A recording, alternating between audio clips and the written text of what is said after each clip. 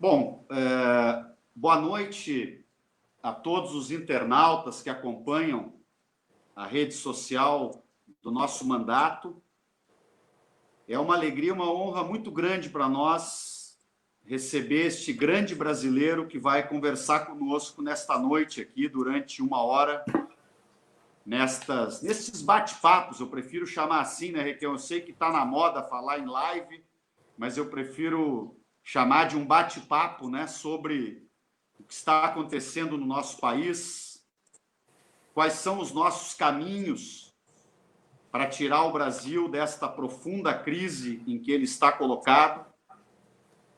Ela é uma crise gravíssima do ponto de vista sanitário pela pandemia que chegou, e nós vamos falar um pouco menos sobre isso, mais sobre o aprofundamento cada vez maior de uma crise econômica, senador Requião, que se agrava cada vez mais, porque quanto mais errada dá a política do fundamentalismo liberal, mais querem aumentar o volume de medidas que não funcionam, e com isso o Brasil vai aprofundando a sua crise econômica. E nós vivemos também um governo que aprofunda, né, um processo de desnacionalização da nossa economia, um processo de perda de uma identidade nacional. Eu tenho muitas formas de apresentar este grande amigo, esta pessoa que eu admiro demais, que é o sempre senador da República, Roberto Requião, que está fazendo muita falta ao Senado do nosso país. Ele que foi senador 2 vezes, ele que foi governador do estado do Paraná 3 vezes e que implementou políticas profundamente transformadoras. O Requião sabe, alguns dos internautas não sabem, mas não importa. Eu vou abrir aqui um parênteses para falar de um amigo em comum que nós temos, senador Requião, que é o Marcos Mazzoni, que foi teu secretário na área, né, dirigiu a empresa de tecnologia aí do Paraná, processamento de dados, toda a empresa. A nossa Celepar. Eu roubei o Mazzoni do Lula, mas no último governo o Lula levou ele de volta. Meu amigão. E aí o Mazzoni, outro dia, Requião, mandou um WhatsApp para mim, né? Ele é muito meu amigo também, e para mim a honra, meu eleitor, há diversos mandatos. E aí mandou um WhatsApp, né, sobre uma opinião tua, das tantas opiniões de enorme qualidade, precisão política e opiniões comprometidas com uma visão de mundo que tu tens. E aí ele assinou assim, a última frase foi a seguinte, que tu merece ouvir na abertura dessa nossa fala aqui. Ele disse assim: muito orgulho de ter trabalhado com o Requião. E, de fato, os teus governos no Paraná foram governos que transformaram profundamente o estado do Paraná e implementaram políticas muito diferenciadas. Mas eu ia dizendo que eu tinha muitas maneiras de se apresentar, e uma delas, que é que eu quero escolher, além de falar da nossa amizade, do carinho, do respeito muito grande que eu tenho por ti, do quanto eu te admirei de uma vida inteira, e quando cheguei a ser deputado federal, passei a conviver, pelo menos parcialmente, contigo no período que tu estavas no Senado. Mas eu posso apresentar como o nosso presidente de honra, que foi presidente de fato quando era senador e hoje é presidente de honra da nossa frente parlamentar em defesa da soberania nacional. E eu queria, Requião, abrir esse bate-papo, né, te pedindo exatamente para que tu abordasse este tema, né, o bolsonarismo e o governo de extrema-direita que nós temos hoje no Brasil causa prejuízo em todos os sentidos e enorme. Mas nesse sentido da soberania é um dos mais graves, porque algumas coisas que ele está abrindo mão, algumas ações que ele tem tido, elas são, inclusive, de difícil reversão no futuro, né? Eu defendo publicamente, com muito vigor, depois vamos falar com mais calma sobre isso, a necessidade do Brasil conseguir montar a condição política de garantir um impeachment do Bolsonaro, porque crimes de responsabilidade ele tem muitos, agora a condição política, na minha opinião, ainda não está dada, nós temos que construir ela, mas eu queria começar por esta questão, Requião. Além de te dar este abraço, né, carinhoso, te acolher, já estou recebendo aqui muitos recados, né, dos nossos internautas, felizes de te ver aqui nesse bate-papo conosco, de te reencontrar, e te pedir para que tu abordasse um pouco deste quesito, né?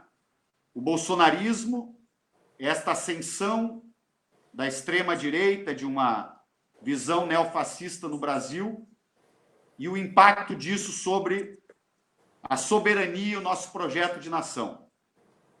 Seja muito bem-vindo, meu amigo. Henrique, tudo que você disse sobre mim, na verdade, você disse sobre você mesmo. Porque você está elogiando e considerando essas posições que, ao longo dos últimos anos, nós temos tendo em comum. Você abriu o teu questionamento perguntando para onde nós vamos com o Bolsonaro e tudo isso.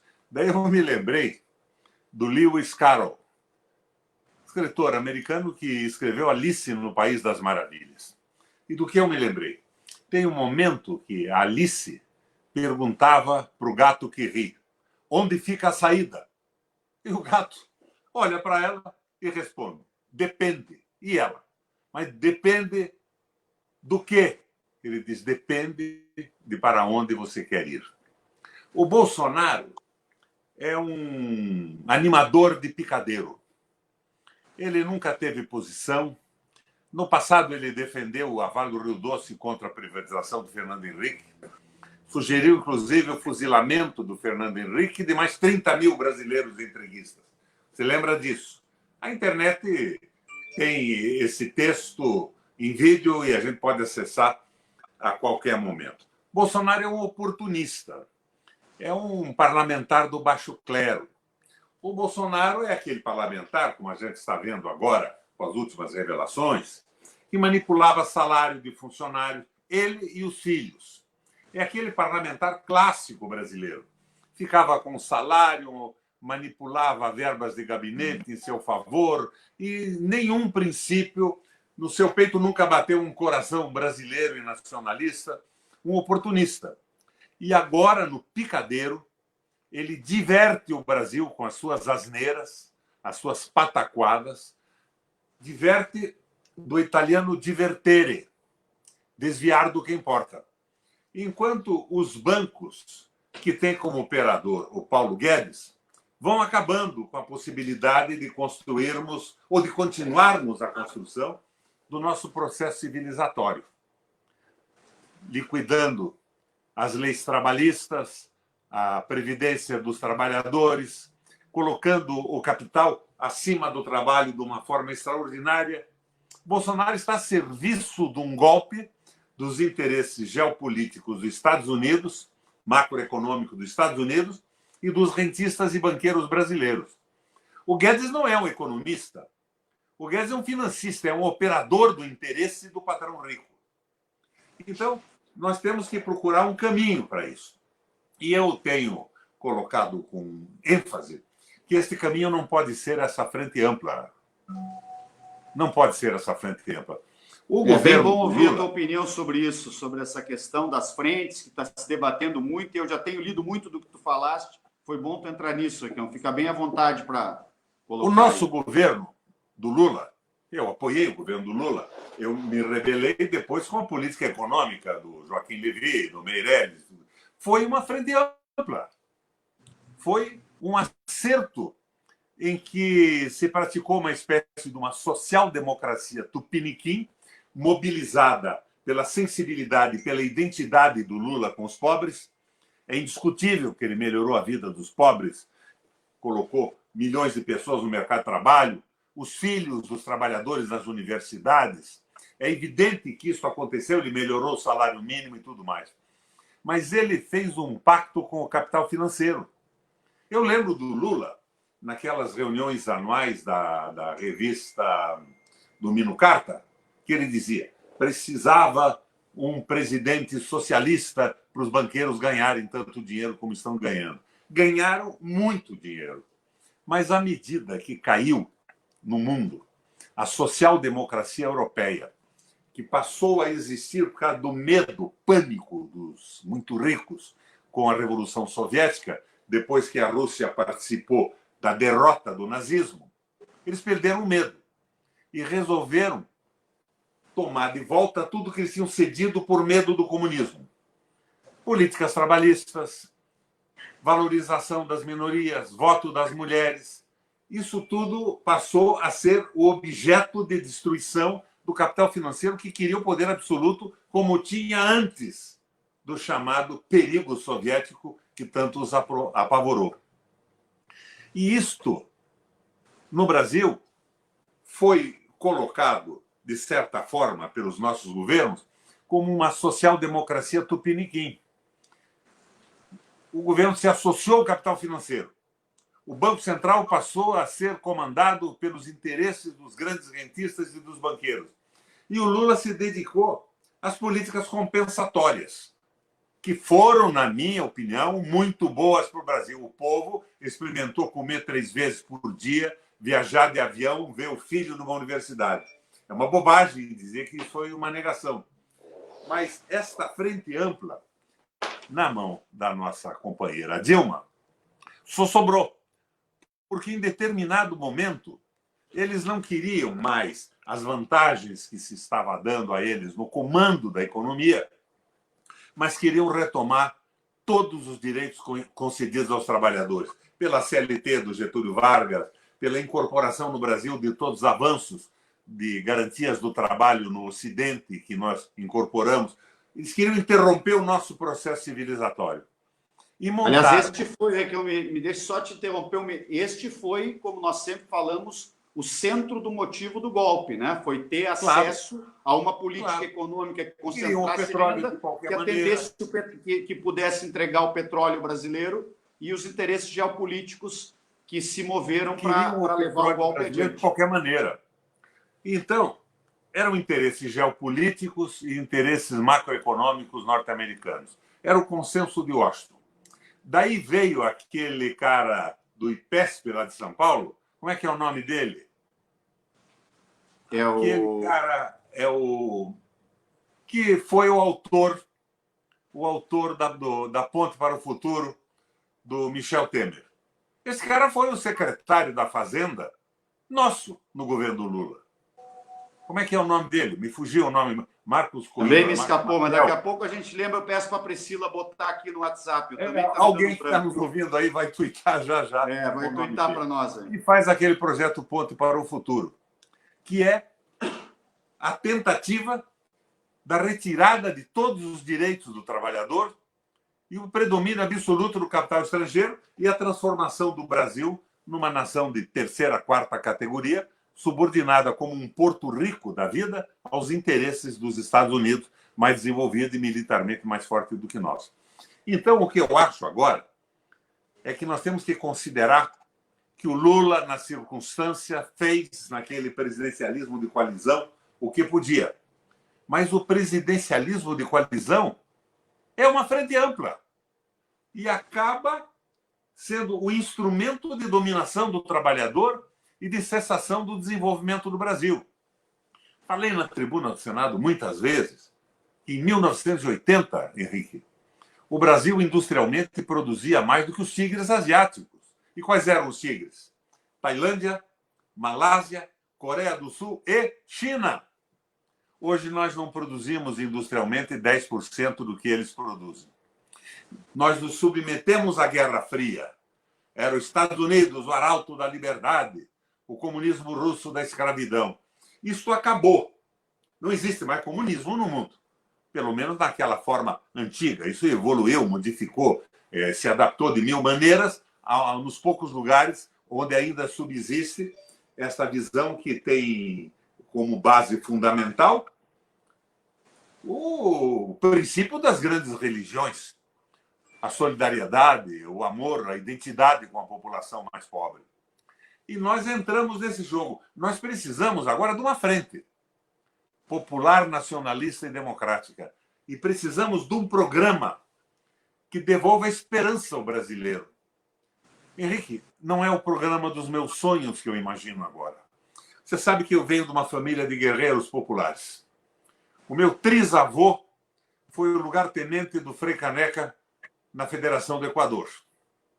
O meu bisavô fundou o primeiro partido socialista do Brasil. Chamava-se Partido Operário. Foi fundado no mesmo dia no Rio Grande do Sul, em Curitiba, em São Paulo e no Rio de Janeiro. Propunha a reforma agrária, o direito arbitral, acabava com essa tradição romana e germânica do direito, essa confusão toda, e era vinculado aos interesses das classes populares, desligadas do grande capital. Como, na sua fundação, era para ser o PMDB, o Partido das Classes Populares, desligado das decisões do grande capital, e hoje é o partido mais fiel ao Bolsonaro e ao Guedes do Congresso Nacional, o que é uma vergonha, um retrocesso. Requião, deixa eu te interromper assim, neste ponto, né? Porque nós temos muita identidade nisso, quer dizer, a questão de que hoje o desafio nosso, daqueles que, como eu, tu e tantos outros, né, que pensam um governo e um projeto para o país de corte popular, nacionalista, capaz de reaver direitos, de distribuir renda, de tornar o país desenvolvimentista, nacionalista e democrático, né? E isso eu acho que é o que boa parte do povo brasileiro está querendo, de fato, para além da pura briga política, que obviamente está muito contaminada hoje, ele quer uma perspectiva de saída para a crise, né? E nós temos que oferecer essa perspectiva. Esta frente tem que consolidar um programa que ofereça essa perspectiva. Agora, devolver a esperança. Devolver a esperança. Devolver a esperança. Que está nos assistindo, a esperança no sucesso pelo trabalho.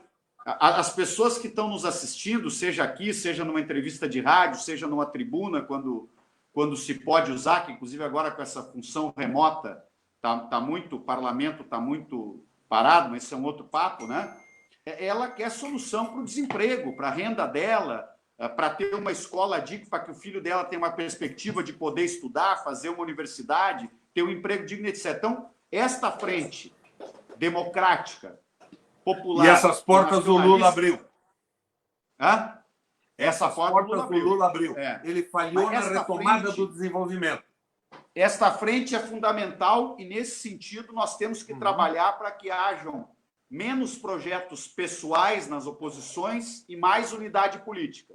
Agora, tem uma outra coisa que eu queria te provocar, Requião, que eu sou daqueles que penso que, para além desta frente, nós precisamos ter uma frente com um programa mínimo mais ampla que esta, que se comprometa a trabalhar pelo fim do governo Bolsonaro.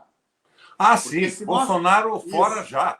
Porque se nós não tivermos o fim do governo Bolsonaro, então, como eu digo, eu sei que eu não conto com o Fernando Henrique, e aí eu quero te provocar com um nome forte, como é o dele, eu sei que eu não conto com o Fernando Henrique para defender um projeto de nação que garanta que o petróleo dos brasileiros possa garantir o futuro dos brasileiros. Porque ele o Fernando Henrique é o autor da tese da dependência com Enzo Faleto. Isso. Ele não acredita no trabalhador brasileiro, no empresário no Brasil. Mas eu digo assim, entregar o país a administradores estrangeiros. Se ele ou outros, eu usei o exemplo dele, né? Se ele ou outros toparem somar esforços para garantir os 342 votos com mobilização popular, porque não sairá impeachment, com acordos dentro do parlamento, é óbvio, né? Agora, se esses grupos toparem o impeachment, acompanhado da aprovação de uma emenda constitucional que garanta que o impeachment não signifique governo Mourão, que o impeachment seja acompanhado de uma nova eleição direta, 90 dias antes do fim do ano acontece isso. Então me fala um pouco disso aí. Me fala um pouco disso que eu quero falar dessa eu outra acho frente o seguinte, para o meu sonho, eu disse a você que o meu sonho é uma tradição familiar. Nós viemos lá do Nordeste. E aqui no Brasil, meus avós casaram com italianas, alemãs. Eu sou um mestiço. Eu sou descendente de negro, de índio, de espanhol, de português, de italiano e de alemão. Sou um brasileiro de muitos séculos. Minha família existe no Brasil, no Nordeste, há muito tempo. Mas eu sonho com um mundo mais justo, mais perfeito. Mas eu acho que, no momento, nós temos que oferecer uma possibilidade concreta de desenvolvimento. Referendo revogatório da entrega do patrimônio público, indispensável e estratégico para o crescimento do Brasil, as nossas empresas. Eu dizia, lá na nossa frente pela soberania, quem está comprando... E mandamos uma carta para todas as embaixadas acreditadas no Brasil sobre isso. Quem está comprando empresas brasileiras de quem não pode vender porque não tem autorização para isso, que ganhou uma eleição sem dizer o que ia fazer, mistificando e falsificando tudo, está comprando mercadoria roubada. É receptador. E receptador vai ter que devolver ao Brasil o que tomou sem indenização, porque é roubo e é crime. Nós precisamos readquirir o domínio sobre o petróleo, sobre a eletricidade e sobre a água. Essa barbaridade que fizeram sobre a água agora, querer privatizar a água, isso é um crime contra a humanidade. E a posição correta hoje, eu acho que o alvo principal, além, evidentemente, do ponto de vista prático, do Bolsonaro, que é um usurpador do poder, enganando a população e se aliando com alguns pregadores evangélicos, que de evangélicos não tem nada. Eu sou de uma família evangélica e católica. Minha mãe era presbiteriana. Família do meu pai, católica de construir igreja. Esses foram os princípios que me educaram, que me fizeram, inclusive, ir para a política. A vontade de transformar o mundo. Mas o adversário principal nosso, hoje, é o dinheiro, é o rentismo. O Papa diz isso. O dinheiro é bom, o capital é bom. Quando investido numa fábrica produzindo bens, levantando a tecnologia, garantindo emprego e salários, educação para os filhos dos trabalhadores, saúde pública. Uma possibilidade de sucesso e de crescimento na vida. Mas o dinheiro não pode mandar no mundo. Aliás, isso é bíblico. Não se pode servir a Deus e a Mamon. E Mamon, essa palavra está na Bíblia, é uma palavra em hebraico que significa dinheiro. Não é nem outro Deus, nem o diabo. Não se pode servir a Deus e ao dinheiro, não se pode servir ao povo e ao dinheiro. O Guedes, com a eleição do Bolsonaro, está pondo o país, os nossos trabalhadores, a serviço do dinheiro da acumulação.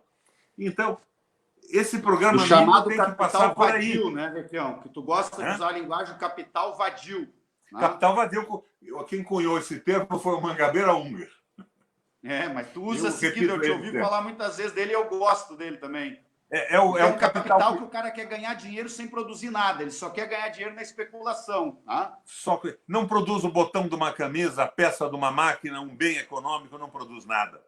Mas chegou aqui, ó, Marcos Lisboa é o nome do ex-secretário. Aquele que tu queria lembrar é Marcos Lisboa. O secretário. Marcos Lisboa, exatamente. Marcos Lisboa. Que seria, veja aí, daí vem o Requião iconoclasta. Seria provavelmente, se o Haddad ganhasse a eleição, o seu ministro está fazendo.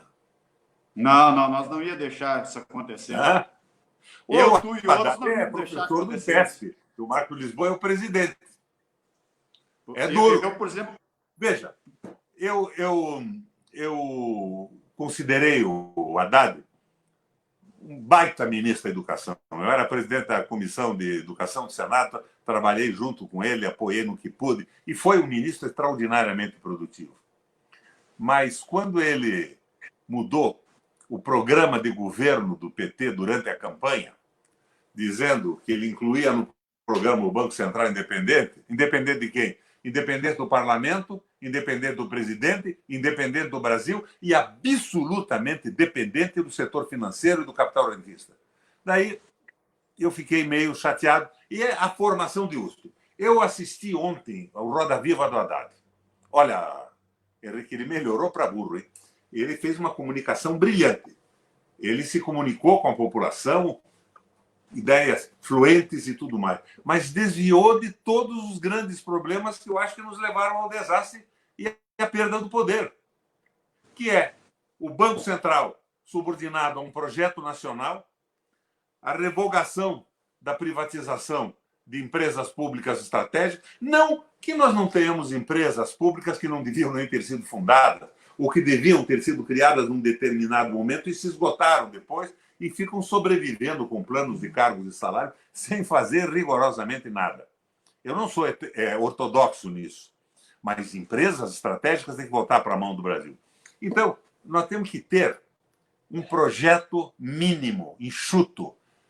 Aristotelicamente, seria o ato meio e o ato eficiente. A famosa anedota aristotélica é a seguinte: um exército popular, lutando pela soberania do país, estava organizado, mas precisava tomar um ponto estratégico, uma colina, uma difícil colina, que estava sob o fogo do inimigo.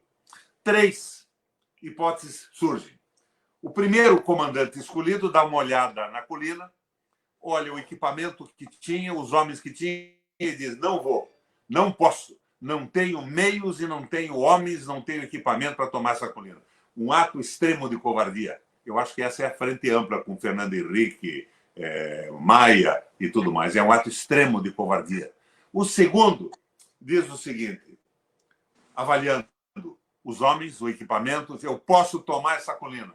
Vai, avança, toma a colina e, num ato de temeridade, avança, perde os homens e o equipamento. E, por via de consequência, perde a colina também, porque o exército inimigo avança e o exército soberano, do qual ele fazia parte, perde o apoio estratégico para o seu avanço. O terceiro dá uma olhada nos homens, no equipamento e diz: posso tomar. Avança, toma a colina e mantém a posição. E ele, mantendo essa posição estratégica, dá condição para o exército soberano vir atrás e avançar com as propostas em defesa da soberania do país. O Aristóteles chamaria isso de ato meio ou ato eficiente. Nós precisamos, nesse momento, e um pouco menos da nossa ambição temerária. Nós dois, pela atitude que temos tomado no Senado, de coragem e de agressividade, nós somos temerários. Nós temos que diminuir um pouco a nossa ambição. E precisamos de um projeto meio, um projeto eficiente, que empolgue a população, devolva a esperança e restabeleça a democracia. Daí, cada partido que coloque as suas propostas para a reorganização do Brasil, da política, da economia, das relações internacionais e tudo mais, submetida a voto num ambiente de comunicação livre e não no monopólio que nós vivemos hoje da grande mídia. Viu, Requião? Porque o que eu tenho dito é o seguinte: depois da anarquia institucional que fizeram com o nosso país nesses últimos 4 anos, e tu lutaste com muito vigor, né, com muita força, e te dedicaste muito, como eu na Câmara, tu no Senado e tantos outros que foram às ruas, para preservar nossa democracia, evitar aquele golpe que nós sabíamos o que vinha com o golpe, mas o fato é que esta anarquia institucional, e que, ao mesmo tempo, por dentro da anarquia institucional, o processo de desnacionalização e de abrir mão da soberania está em pleno curso, que só há uma maneira de repactuar o país. E esta maneira é devolvendo o voto ao cidadão. Nós acabamos de falar aqui, apresentando um programa com este caráter, né, popular, democrático, nacionalista, um programa pela soberania do país, pela distribuição de renda, e aí vamos ver quem tem os votos que, de fato, vai estar autorizado. Mas temos que ficar com o Papa Francisco.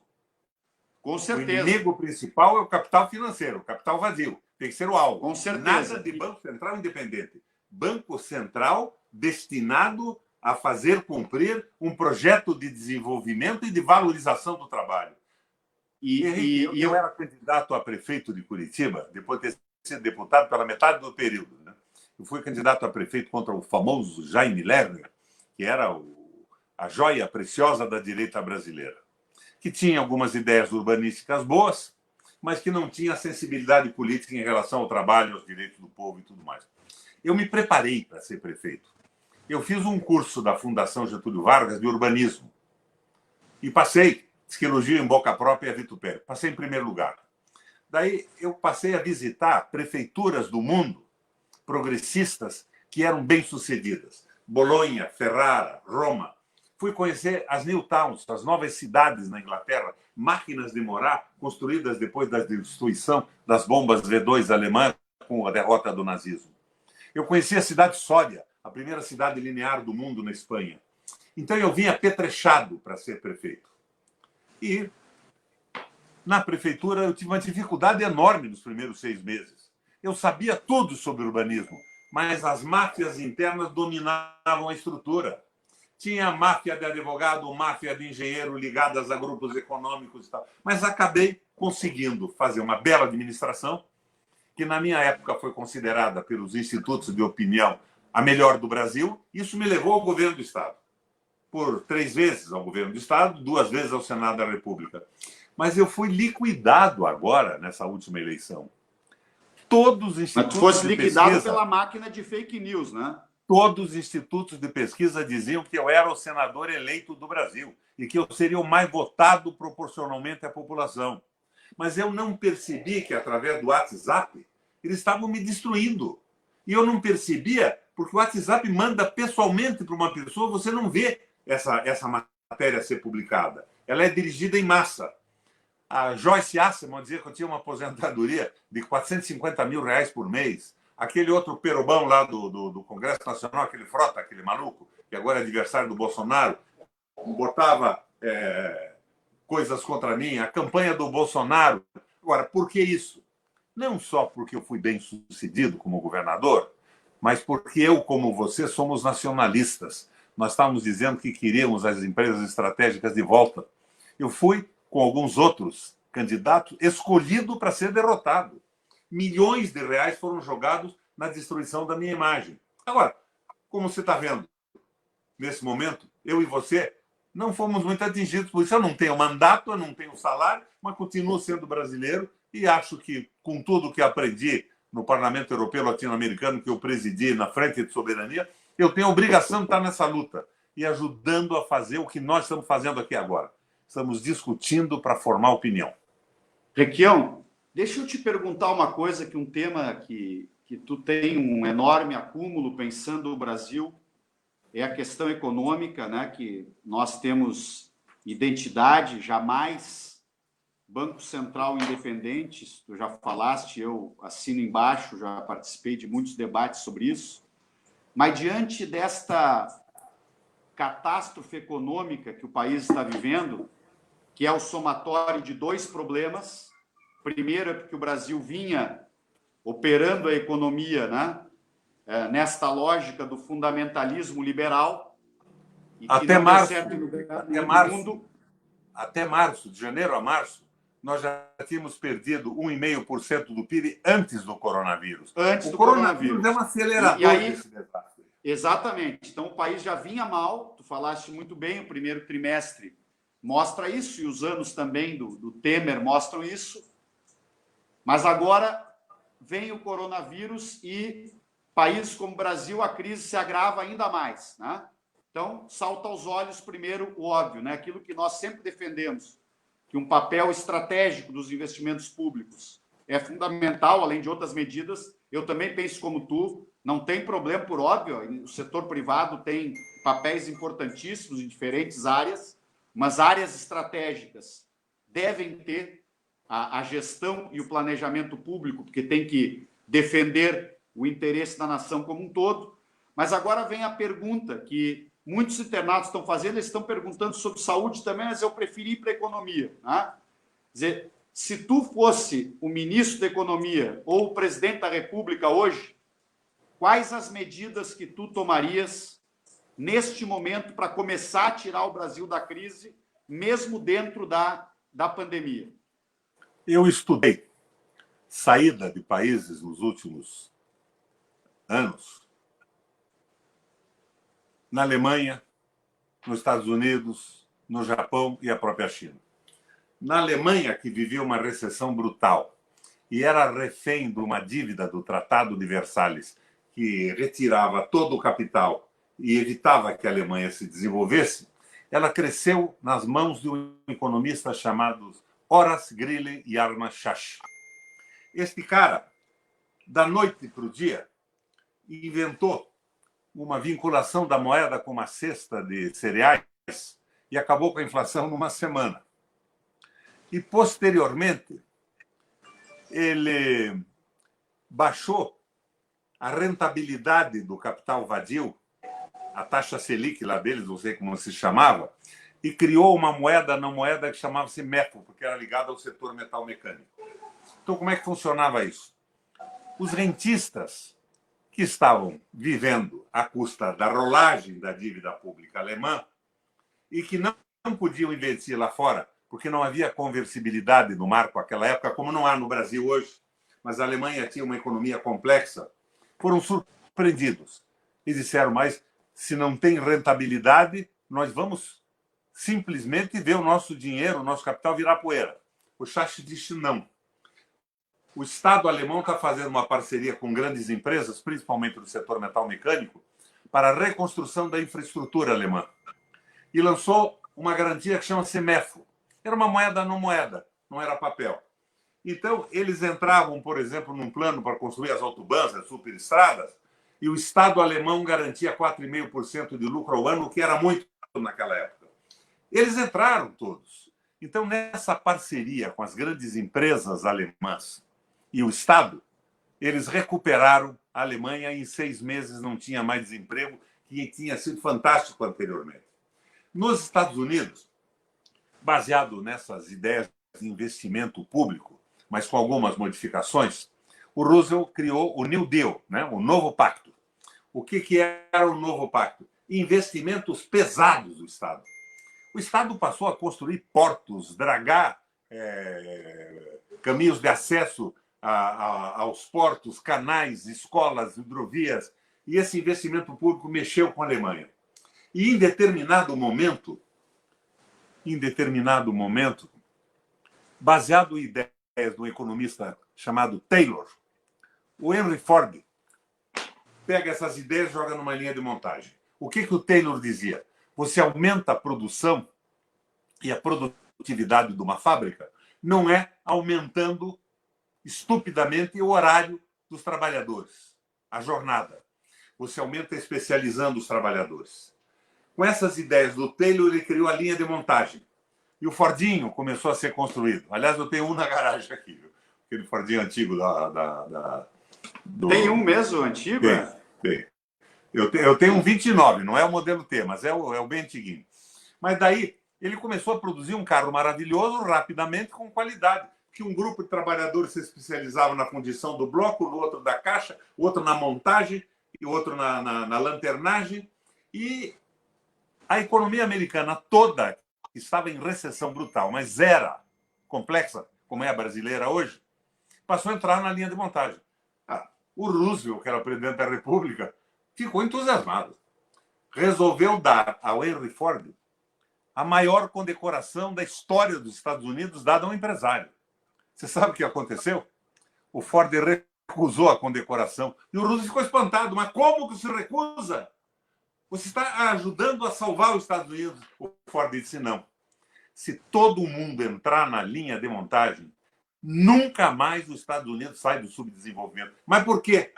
Porque nós vamos sim aumentar a produção, mas não tem quem compre. Não tem salário. O país tem que melhorar o salário. Daí o Roosevelt perguntou, meu Deus, então o que eu faço? E vieram daí as ideias que começaram o New Deal. O Ford diz o seguinte, presidente, em primeiro lugar, meu telefone batendo aqui, em primeiro lugar, você, por lei, reduz a carga horária dos trabalhadores. E, em segundo lugar, aumenta por lei o salário mínimo. Então, era a especialização do trabalho, linha de montagem, mas mais gente trabalhando, mais gente ganhando e mais gente gastando. E recriando o círculo virtuoso da economia. Este foi o New Deal. E é isso que o Brasil precisa hoje, né? Hã? É isso que o Brasil precisa hoje e não ficar fazendo mas conta de idiotas estão dizendo? Querem diminuir o salário e aumentar a carga horária do trabalhador. Estão deixando o povo na miséria. Esses caras são inconscientes ou são uns fascínoras, uns sociopatas, como eu acho que é o tal do Paulo Guedes.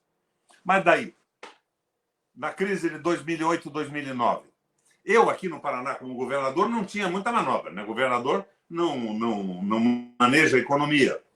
Mas eu baixei o imposto da não pode, por exemplo, emitir dívida. Baixei para 0 o imposto da microempresa. E a pequena empresa pagava 2,5% de ICMS. Mas daí criei no Paraná o salário mínimo mais alto do Brasil.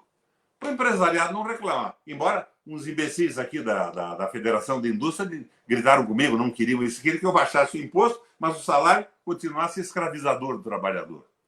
Mas quem pagava, por exemplo, 20 mil de ICMS ao mês, passava a pagar 400 mil reais, mas ia pagar um salário mínimo, que era o mais alto do país, para o trabalhador, e com isso aquecia a economia, porque o trabalhador não ia guardar no travesseiro esse dinheiro. Ele ia gastar em comida, em melhoria para sua casa e tudo. Eu tive um sucesso incrível. Eu congelei por 8 anos a tarifa de energia elétrica, porque a minha empresa era pública.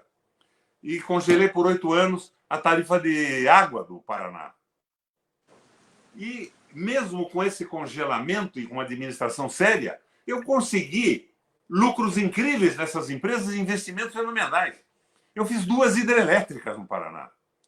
Eu fiz 2, Mauá e a da Foz do Jordão, que tinha sido começada pelo governador anterior. Eu terminei com o dinheiro da Sanepar, das tarifas, da Copel e das tarifas. Agora, esses caras estão fazendo o contrário, estão destruindo o país.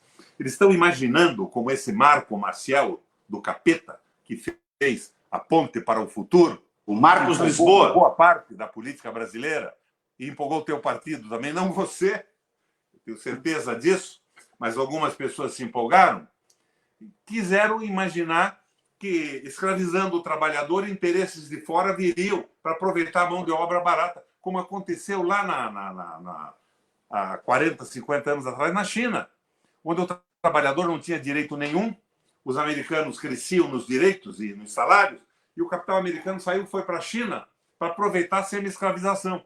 Só que a China aproveitou isso, assimilou a economia americana, e enquanto os presidentes americanos, não sou eu que estou dizendo isso, é o Jimmy Carter, investiram nas forças armadas nas últimas décadas 300 trilhões de dólares para dominar as fontes de geração de energia do mundo e fontes de minérios estratégicos, a China não se meteu em guerra alguma, não derrubou nenhum presidente, não ameaçou nenhum país e conseguiu crescer, robotizando a indústria, melhorando a tecnologia industrial, construindo cidades e investindo na Rota da Seda, que é uma espécie de novo plano Marshall. Por isso os Estados Unidos está perdendo a guerra. E eles querem compensar isso com a escravização dos países através da subordinação. E parece que aqui no Brasil, esse liberalismo econômico, que era moribundo na Europa, encontrou guarida na mão desses imbecis. Os banqueiros não perceberam ainda que eles também vão ser assimilados no futuro.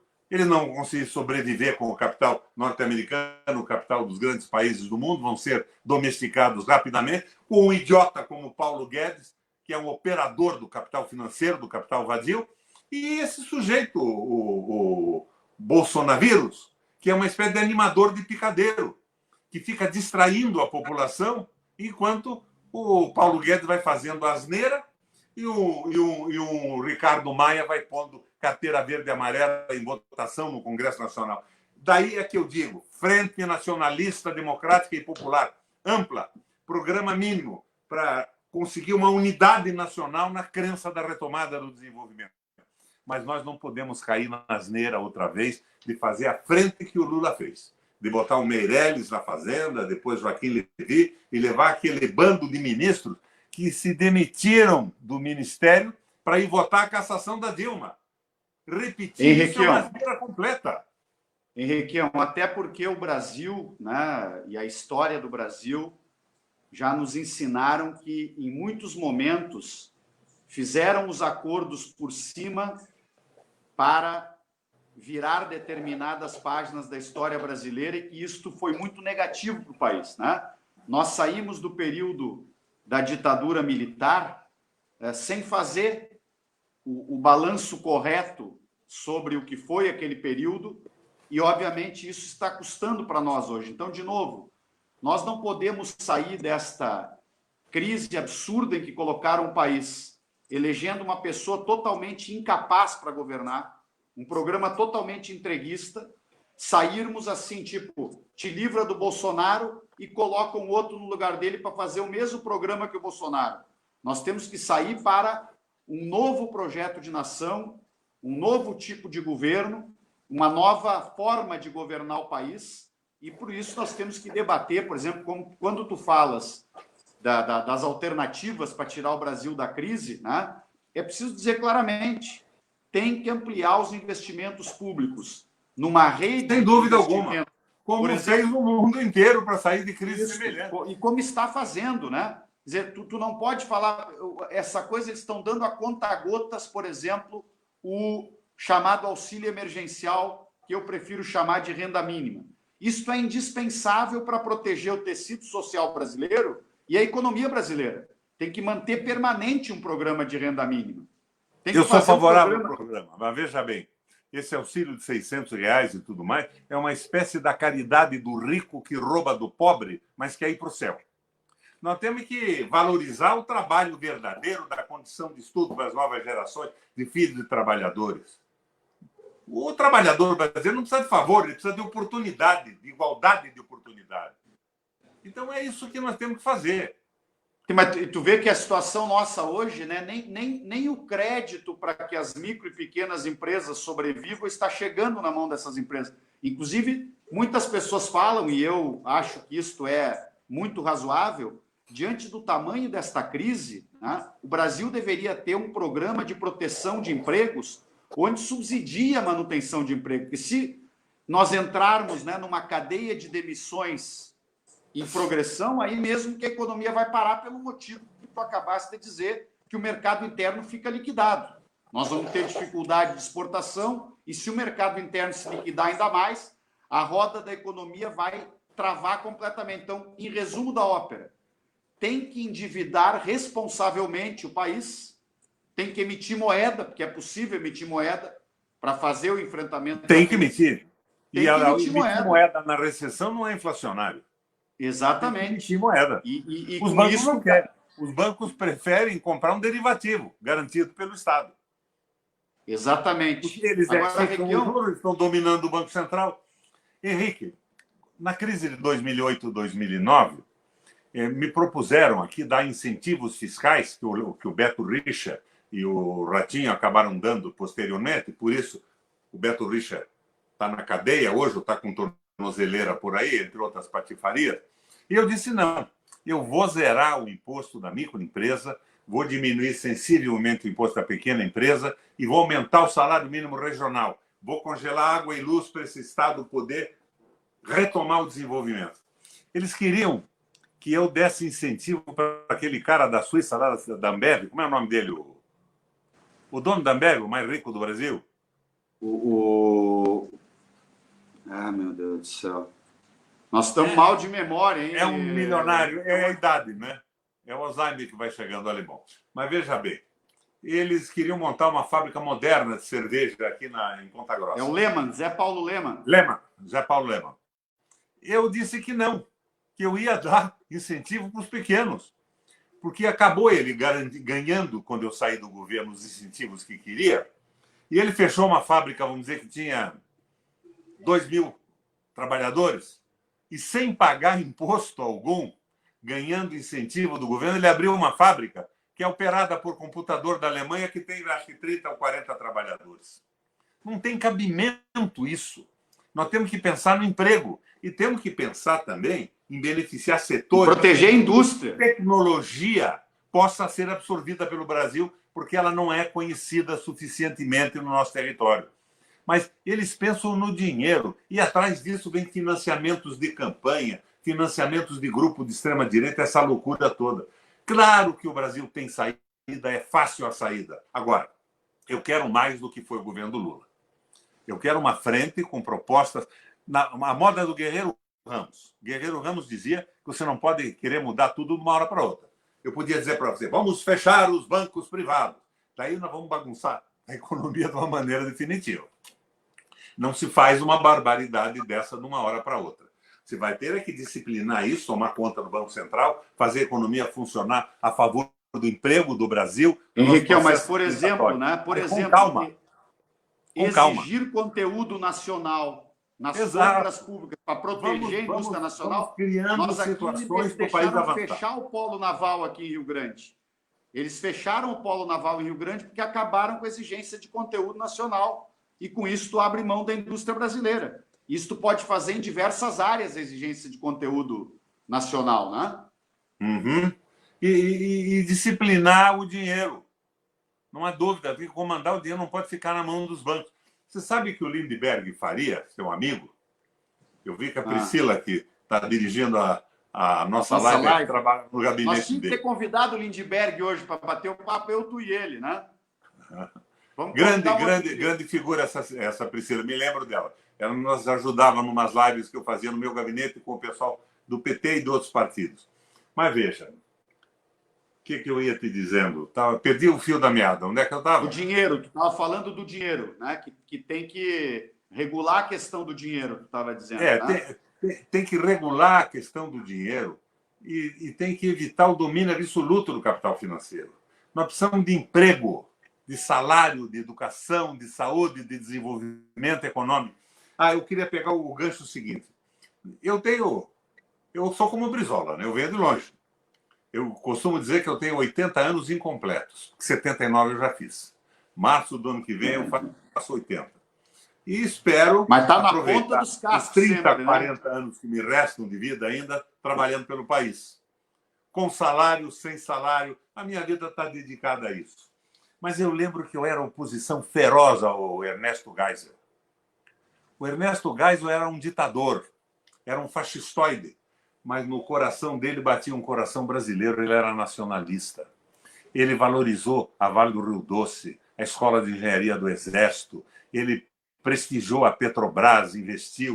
Esses caras que estão aí, generais com pijama ou sem pijama, são pelados de patriotismo. Eles não têm uma grama de patriotismo, de amor pelo Brasil, de amor pelo povo.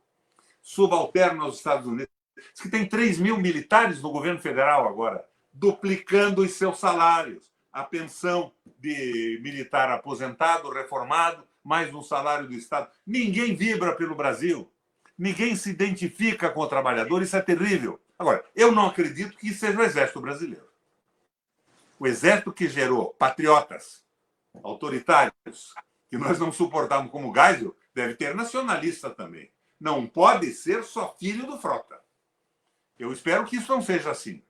E acho que... Pois eu ia te pedir para tu analisar um pouco mais, que muitas pessoas estão com essa pergunta, né? Porque, de fato, aqueles que estão no governo, e não são poucos, né? Que foram totalmente cooptados, né? Pelo bolsonarismo e estão neste projeto no governo, são mais de 3 mil hoje. Esta é uma das grandes dúvidas, como se comportará ao longo dos próximos meses as Forças Armadas enquanto Forças Armadas do país, importantes para a nação. Eu acho que as Forças Armadas não se confundem com esses reformados de pijama que estão fazendo bobagem junto com o Bolsonaro. É muito bom te ouvir falar Mas isso. Veja você, eu soube hoje que o Bolsonaro contraiu o Covid-19. Mas ele não corre risco nenhum, Henrique. Eu já soube que ele fez uma sopa com a água consagrada do R.R. Soares e do Malafaia. Ele, nessa água, cozinhou o feijão do Valdemiro e jogou um pouco de cloroquina em cima, hidroxicloroquina. Ele está tomando isso, é um sucesso, ele não precisa de tratamento, nem de respirador, nem nada. E, provavelmente, aqui, no Palácio do Planalto, esses pastores milagreiros estão com ele agora. Um passe do pastor Valdemiro manda o coronavírus de volta para a Embaixada Americana, onde se diz que ele pegou. É uma loucura isso. É uma sandice. Deixa eu só te falar, passar um dado aqui, porque sempre eu coloco isso na live, a gente está num papo tão bom sobre a economia, o futuro do país, projeto de nação, mas nós temos que falar um pouco sobre a pandemia. Tá? Então, primeiro eu quero te dar um dado aqui, que eu acabei de receber, todos os dias a gente atualiza, né? Então, que mostra, infelizmente, que toda a irresponsabilidade com a qual o Bolsonaro está conduzindo o país, infelizmente, está nos levando a estender a pandemia, e ela continua crescendo, e o dado é o seguinte... aumentando a mortalidade. Na semana que fechou, no dia 18 de junho, ou seja, há 19 dias atrás, o número de novos infectados durante a semana que fechou no dia 18, a gente calcula a soma de 7 dias, deu 175.314 brasileiros, os que foram notificados, porque tem uma subnotificação grande. Agora, o dado que fechou hoje, Requião, a semana que fechou hoje, este número que havia sido há 19 dias atrás, de 175.314 novos infectados em uma semana, ele saltou, na semana que fechou hoje, para 266.548. É um crescimento de praticamente 40%. O nível de mortalidade hoje, o Brasil, que já é o segundo país do mundo com maior mortalidade, que é um verdadeiro genocídio, porque existem estudos que já mostram que pelo menos 2/3 desses brasileiros, irmãos nossos que morreram, poderiam ter sido salvos se a conduta do governo federal fosse adequada, porque não tem planejamento nacional. O Ministério da Saúde não planeja nada neste momento. O Brasil não tem testes, como deveria ter. O Brasil não tem uma orientação técnica de ter um comitê de alto nível com infectologistas, com epidemiologistas, para diariamente informar ao povo brasileiro quais são as iniciativas que devemos ter em algumas regiões com cuidados maiores, outras com cuidados que podem ser relaxados. Ou seja, o Bolsonaro apostou no seguinte: uma guerra para justificar o fracasso econômico dele, que ele quer ver se culpa o coronavírus pelo fracasso econômico dele. Ele boicotou o isolamento social, ele faz propaganda falsa de um remédio que não funciona. Inclusive, hoje, depois de contrair o vírus, ele segue fazendo a propaganda da cloroquina de maneira absolutamente irresponsável, levando a população... Mas tem que ser associada com o feijão do Valdemiro e a água consagrada do RR e do Malafaia. Senão não adianta. Então, nós temos que fazer esse desabafo, né, Requião, porque um presidente que não toma medidas na economia, porque as medidas não estão sendo tomadas para salvar os empregos, para salvar a renda, para salvar a economia brasileira. Um presidente que age contra o enfrentamento da pandemia. Esse presidente não pode continuar governando o país. E eu queria que tu falasse um pouco sobre esta questão também da pandemia. Como é que tu está vendo aí, a partir do teu lugar de observação, o tamanho, o impacto que essa... Porque nós estamos chegando numa situação que hoje já se imagina que o Brasil vai ter, infelizmente, mais do que 100 mil mortos, do jeito que a coisa vai indo. Henrique, você leva uma vantagem sobre mim. Você é médico, mas eu sou quase médico, eu sou filho de médico. Você sabe que filho de médico é meio médico também. Mas, olhando o que o mundo fez, nós devíamos ter feito um lockdown, um fechamento absoluto, no começo, lá atrás. Depois, testes massivos para saber aonde o vírus existia, onde não existia. Em cima desses testes, você podia flexibilizar uma cidade onde não tivesse nenhuma pessoa infectada. Mas você segurava o crescimento, baixava a curva e possibilitava que a nossa capacidade ambulatorial e de respiradores e hospitais dessem conta do recado. O governo Bolsonaro está em guerra contra o coronavírus, mas a favor do capital financeiro que comanda o país. É a guerra dos rentistas e dos banqueiros. Eles consideram o coronavírus, como dizia o Bolsonaro hoje, é uma chuva, todo mundo vai se molhar. Eles querem uma contaminação rápida, porque os trabalhadores e os mais pobres, que por falta de atendimento, de qualidade de alimentação e de imunidade vão morrer, eles consideram dano colateral. Eles querem fazer sobreviver o domínio do capital sobre a economia. E esse projeto maluco do Brasil submetido aos interesses do capital financeiro internacional e nacional. Eles não estão nem aí com a morte de trabalhadores. É uma coisa horrível isso. Solução para isso qual seria? Tirar o Bolsonaro disso. Agora, não me venham com essa conversa de frente ampla em que o Fernando Henrique diz: não, nós precisamos disciplinar o Bolsonaro, nós somos contra o impeachment. Isto é coisa, me perdoa a franqueza, de filho da puta, de quem não tem o país no coração, que não tem solidariedade com o povo trabalhador. Nós não podemos entrar nisso. Agora, quer fazer uma frente, sai o Bolsonaro para a gente ver depois o que acontece? Tudo bem. Eles não querem tirar o Bolsonaro.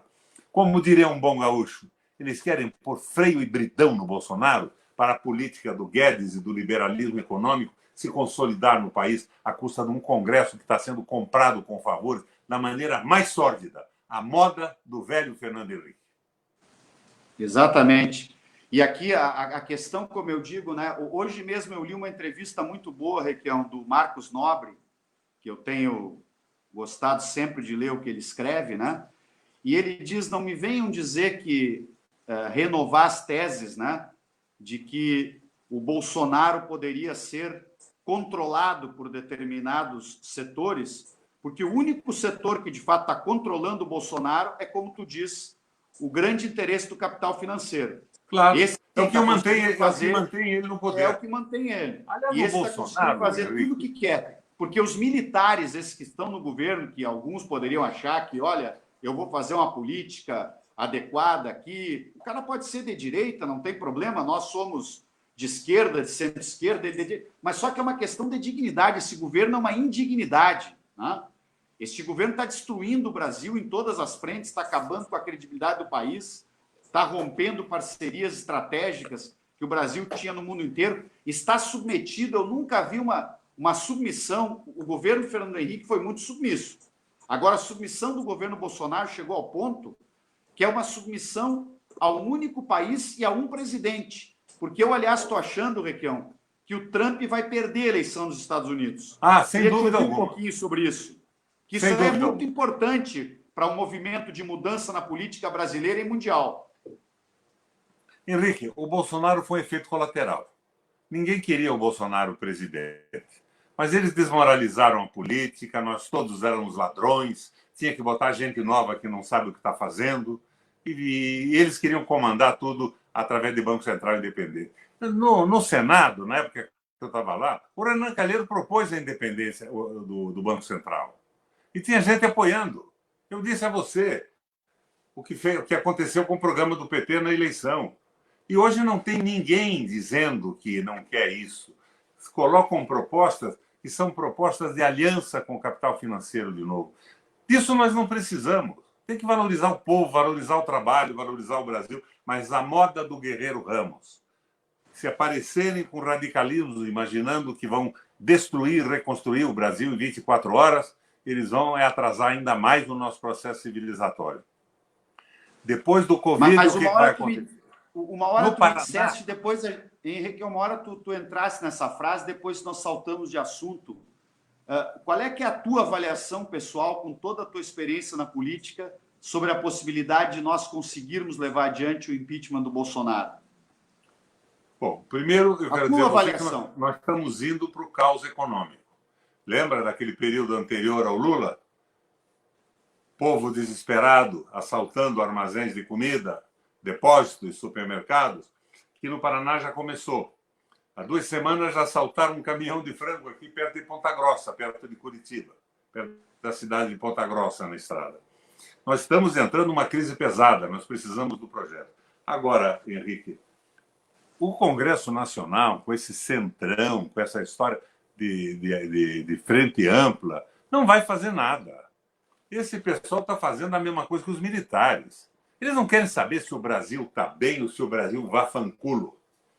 Eles querem aumentar o salário deles como uma corporação medíocre. E o corporativismo é a manifestação coletiva do individualismo. Eles não pensam no país, eles pensam só neles. Eu acho difícil isso, a não ser que a crise se estabeleça e mobilize as populações. Mas até o coronavírus está atrapalhando isso. Qual é a nossa militância? Essa que nós estamos praticando aqui. Eu estou há 90 dias fechado em casa, utilizando a internet para conversar. O que eu acho é que não é possível manter o Bolsonaro. Mas o Mourão é a mesma coisa. Se é que não é pior. Eu assisti às conferências anteriores do Mourão. Quem quiser acessar o Google pode saber o que ele dizia e o que ele pensava. É ruim também. Mas, de repente, surge um general Santos Cruz que parece que tem noção do que é o país e do que é o exército. Eu acho que na tropa de verdade ativa deve existir muita gente assim. Então, Requião, só deixa eu te pedir... Não acredito no Congresso. Mas deixa eu te pedir para tu nos ajudar, porque tem muita gente que... Viu, Requião? Tem muita gente que te ouve, né, e que acompanha as tuas opiniões e lê o que tu escreve, e lê as entrevistas que tu dá e assiste, porque tu é uma referência para o país. Então, tu sabe que nós estamos nesta batalha trabalhando para aprovar uma emenda constitucional. Às vezes, pessoal, é muito difícil aprovar uma emenda constitucional. Eu digo, depende da conjuntura política. A emenda constitucional que garantiu a posse do Jango foi aprovada em 2, 3 dias para sair da crise. A nossa emenda constitucional, a proposta de emenda constitucional que eu apresentei ao Congresso Nacional, e o segundo signatário é o deputado Paulo Teixeira, ela propõe uma mudança bem simples e fundamental na Constituição. Sempre que um presidente for afastado definitivamente, e um governador da mesma forma, eu coloco para todo o executivo, prefeito da mesma forma, seja por impeachment, seja por renúncia, seja pela fatalidade de uma morte, sempre vai haver uma nova eleição direta 90 dias depois.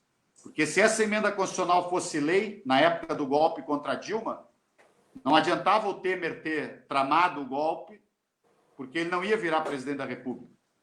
Ele ia ter que ir para uma eleição 90 dias depois. Então, quero te pedir para tu nos ajudar aí a propagandear e fazer opinião pública, porque, como tu diz, hoje nós estamos presos.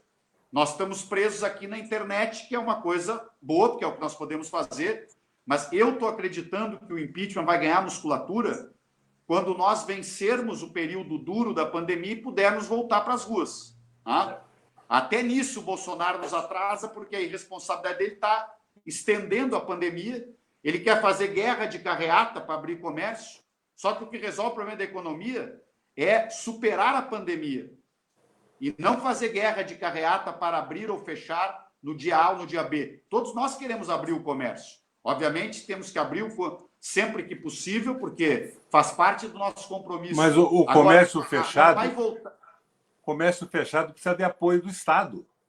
Exatamente. Como eu fiz. Eu zerei o imposto do pequeno comércio. Eu criei um fundo de aval para eles poderem prestar dinheiro.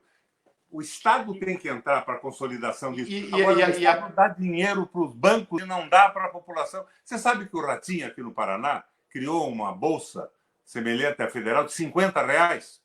Agora, ao mesmo tempo, ele está dando cerca de 10 ou 11 bilhões de reais de incentivo fiscal para as grandes empresas multinacionais. É uma brincadeira. É claro. Ele criou uma bolsa populista eleitoral nisso. O dinheiro para a eleição.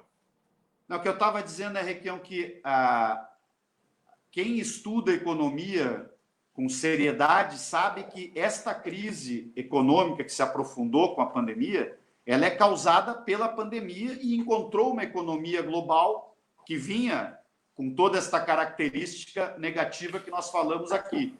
E enquanto não superar a pandemia, o cidadão que tem juízo, ele não volta ao seu hábito de consumo. Eu não quero que o meu pai saia de casa, o meu pai está como tu, há 90 dias. Meu pai tem 90 Quantos anos tem seu pai? Tem 90 anos. Felizmente tem já saúde, não é um menino. Lúcido, né? Não é um menino. O que não, que eu ele, quero vai pro meu viver, pai? ele vai viver só, segundo a tradição da sua família, 20, 30 anos mais. Ele vai viver... A minha avó, a mãe dele, Requião, viveu até os 103 anos. E no aniversário de 100 anos dela, ela ainda fazia preleção para toda a família, com as orientações gerais de como educar os filhos, o que tinha que ser feito. Quer dizer, mas o que eu quero dizer com isso? Não adianta nós queremos abrir um restaurante se o vírus está circulando na sociedade. Claro. Porque as pessoas têm medo de sair. As pessoas retraíram o consumo porque elas têm medo de viver a vida normal. E isso é que o Bolsonaro e esses malucos que apoiam ele não colocaram na cabeça. Tem que colocar o país inteiro para tomar as medidas necessárias para vencer a pandemia, apoiar as empresas, subsidiar empregos, subsidiar salário, e aí nós vamos sair da crise. Tem que administrar com inteligência.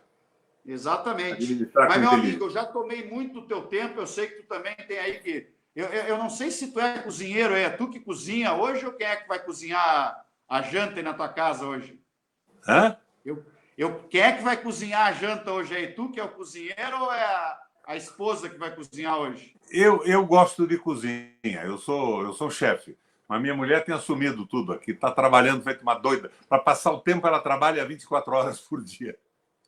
Requião, vamos encerrar o nosso bate-papo. Nós poderíamos continuar conversando muito mais, né? Porque está super bom, as pessoas estão gostando um monte.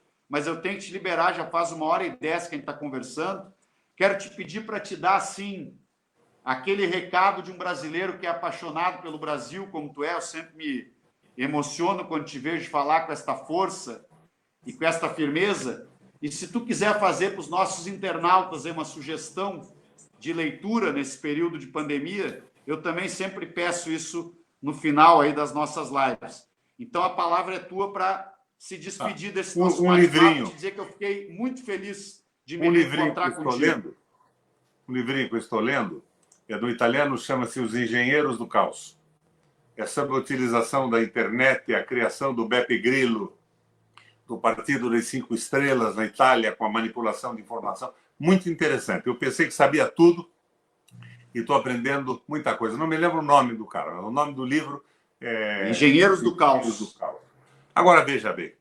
O Brasil não vai se submeter à escravização do Guedes, do Bolsonaro, do Meirelles e do Joaquim Levy. Nós aprendemos o valor da CLT do Getúlio Vargas, as inovações de conquistas trabalhistas do Ocidente. Nós vivemos os 13 anos do PT, incluindo trabalhadores, aumentando o salário mínimo. O pessoal diz, o PT tem que fazer autocrítica. Olha, eu não sou do PT, eu continuo no PMDB. Eu acho que eu sou o último nacionalista do PMDB. Mas eu recomendo ao PT que transforme os erros em experiência. E, ao invés de fazer autocrítica, tome atitudes. As atitudes é que são o critério da verdade. Não são os discursos autocríticos. Agora, se você quer a minha impressão, é meio de frustração nesse processo. Eu vejo que estão faltando propostas consequentes de enfrentamento. De repente eu vejo o pessoal, não, nós transformamos os R$200 do Guedes em 600. Ora, vão ao diabo que eu carregue, eles estão entregando o Brasil, eles estão vendendo a Eletrobras, estão se preparando para vender o Banco do Brasil, acabando com a soberania, e nós vamos fazer o joguinho da caridade como um rico beneficiário do regime arrependido que resolve no fim do ano um presente para uma creche de crianças pobres? Não, nós temos para a luta, para o enfrentamento e pela consciência.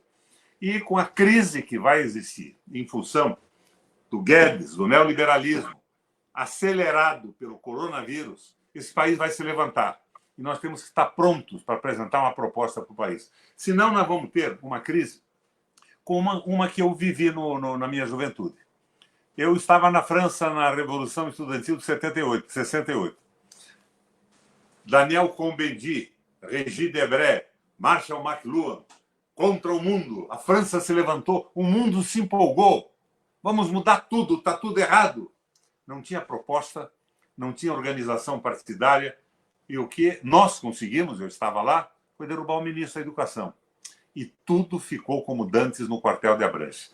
Precisamos de uma proposta, a moda do Guerreiro Ramos, com instrumentos para que o povo escolha seu caminho no processo eleitoral e na abertura democrática, mas devolvendo imediatamente a soberania e a esperança ao povo trabalhador de que vale a pena enfrentar o trabalho, que você pode crescer com seu esforço, forjar sua família e continuar levando para frente o processo civilizatório brasileiro. Agora, me perdoa se eu não acredito muito na luta parlamentar. Aquele centrão, aquele pessoal vendendo voto. E quando eu vejo companheiros que eu respeitava, muito respeito ainda, dizer que estão na frente democrática do Fernando Henrique, que não querem derrubar o Bolsonaro, que vão com o Huck, com o fulano, com o Beltrano, com um bando de agentes do capital financeiro, de instrumentos da CIA. Eu vi ontem, e eu elogiei no Twitter a participação do Haddad. Mas, de repente, ele diz o seguinte, não, a Lava Jato foi muito boa, só que ela perseguiu o Lula. O resto não.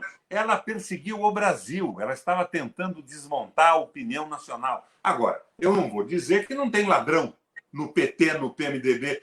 É uma endemia na política brasileira. E nós dois que estávamos disso sabemos como. Isso tem que ser erradicado.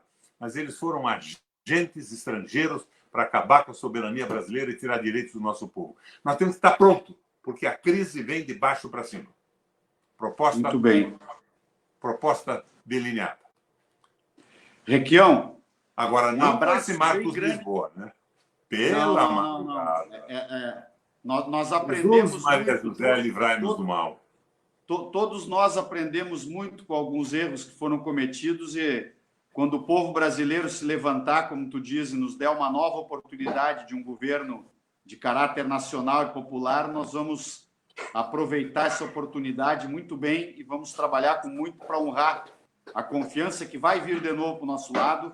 Eu tenho certeza que esse pêndulo, assim, porque toda a desgraça que este governo ultraliberal do Temer e agora do Bolsonaro, pior ainda, está causando na vida das pessoas, vai voltar para nós o pêndulo. Mas, Requião, eu quero te dar um abração bem apertado, dizer que foi uma alegria muito grande a gente ter conversado com este grande brasileiro, sempre senador, essa grande figura, este grande político com P maiúsculo, que honra a escolha da atividade política e que fez, como ele mesmo diz, dedicou a sua vida a esta causa, pensar o Brasil, a lutar em diferentes funções, como governador, como prefeito, como senador, sempre esteve do lado das coisas certas, no sentido da distribuição de renda, da justiça social, da política feita com honradez e honestidade e também com coragem para enfrentar os debates que a gente enfrenta no nosso dia a dia da política.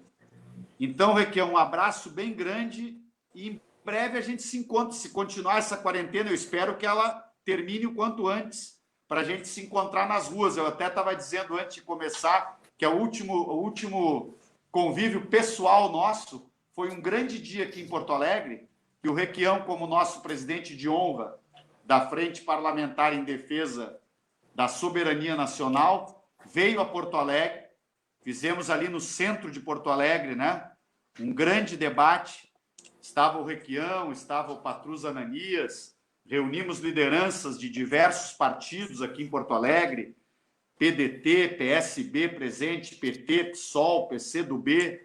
Ali foi assim o sentimento do que tem que ser o núcleo da nossa frente popular, democrática e pela soberania como nós queremos no país, Requião.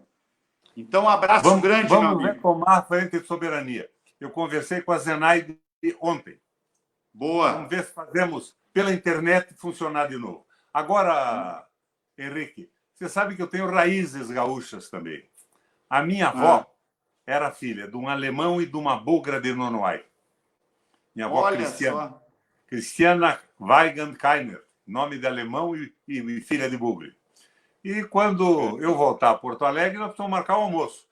Prefiro que seja na sua casa, sempre sai mais barato para a gente. Mas pode ser também lá na Brasa, que eu gosto muito, ou no Barranco, que é mais simples, mas é muito bom também. Não, mas vamos fazer aqui em casa a próxima vez. Ou eu vou assar um churrasco para ti, que eu gosto muito de assar, ou eu vou cozinhar também, que eu gosto de cozinhar como tu. Vai ser aqui mesmo, nesse lugar de onde eu estou falando aqui, que é a churrasqueira aqui de casa. Um abraço grande, meu amigão. Um abração. Tudo de bom. E vamos agradecer a Priscila, que foi a nossa diretora técnica nessa nossa conversa. Boa. Um abraço, Requião. Um abraço para todos vocês que nos acompanharam, gente.